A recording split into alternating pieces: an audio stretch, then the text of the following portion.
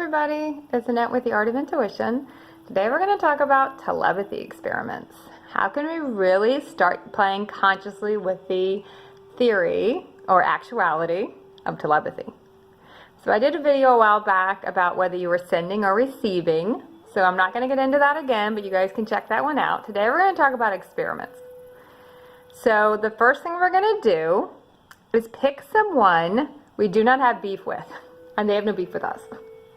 Every time I teach this, everyone wants to pick someone that's angry with them, or they're angry at, or they have bad blood, and this is not, when you first start playing with this is not the space for that. This is a space for someone we have clean energy with. There's no reason for them not to contact you.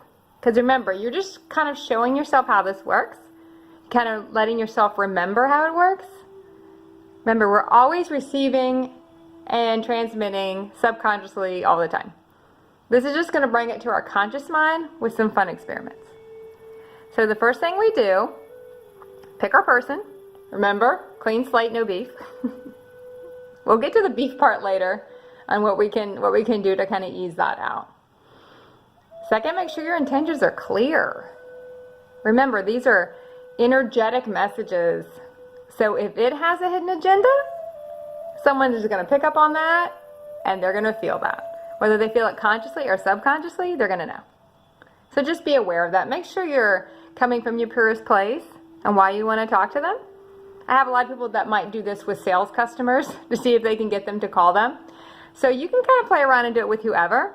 Just make sure your intentions are clear and you really want to have an amazing experience with the person. Okay, so you can do this different ways. Mark Twain was big on writing letters.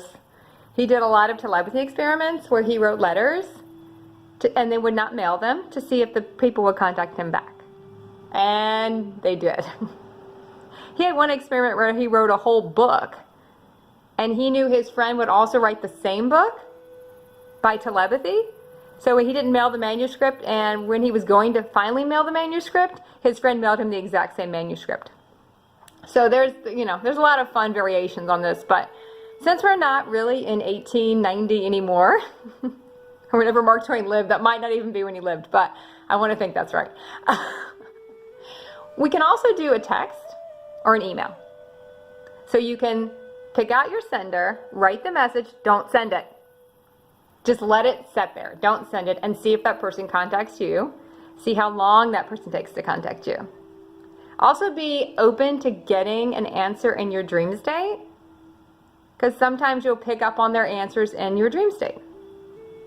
So be open to that. So see how long it takes for this person to contact you. I think you'll be surprised how quickly this can occur. Remember, there's no time. So when this person picks up the message, might not be exactly when you send it. It's when they're open to picking it up. So you might send it on a Tuesday, and they might be relaxing on a Friday afternoon, and you might pop into their head. So just be aware that there's no time here. Okay, so if you have beef with someone, I always say to preference these things before you actually start trying to consciously send them messages. Because remember, you're already subconsciously sending them messages. So you want to consciously send them a message, but first you want to clear out the energy between the two. You want to smooth it out. So one of the practices we do is you can imagine yourself and this person throwing a ball back and forth. Any activity that requires 100% participation from both people, that's what you want to go for. So when you first imagine yourself throwing a ball at the person, then throwing it back, you're playing catch, you might find the person doesn't throw the ball back. They let it land at their feet. You might find the person throws it very hard at you. You might find the person just grabs the ball and holds it or totally ignores you. That's going to give you a lot of idea of how that person's feeling and the energy between the two of you. So just be aware and keep throwing the ball until you feel like you've kind of smoothed some of the energy out between you. You can also imagine yourself on a seesaw with this person, and when you get that smooth flow, everything feels equal and smooth, you know you've kind of smoothed out the energy. It's kind of a little bit of energetic clearing before you try the telepathy experiments with people that might have a reason not to contact you back. Because remember, you're already subconsciously sending them a message, and you might pop in their head. But if they think you're angry with them, or they might be angry with you, they have a reason to not act on it. So just be aware of that. And really make sure your intentions are clear when you're contacting people who you might not have the smoothest energy with, because they're also going to pick up on any hidden agendas. Remember, we want everything for everyone's highest possible state of consciousness, their highest timelines and highest realities. So if they don't contact you back right away, be open to getting it in your dream state too. A lot of times, especially if people are upset with us, they will contact us. We will get a message back in our dream state, and we might not pick it up. You might picture that person writing a letter in your dream state. You might feel like they're sending you a letter. They might be writing something on a board.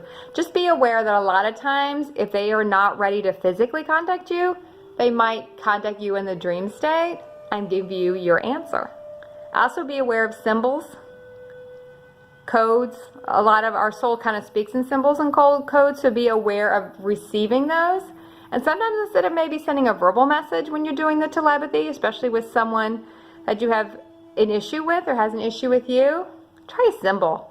You can try a heart. You can do any symbol that means something to you and see if that works better. Because symbols, you really don't have the hidden messages as you can if you try to send something to them telepathy-wise with words. Symbols are a little pure.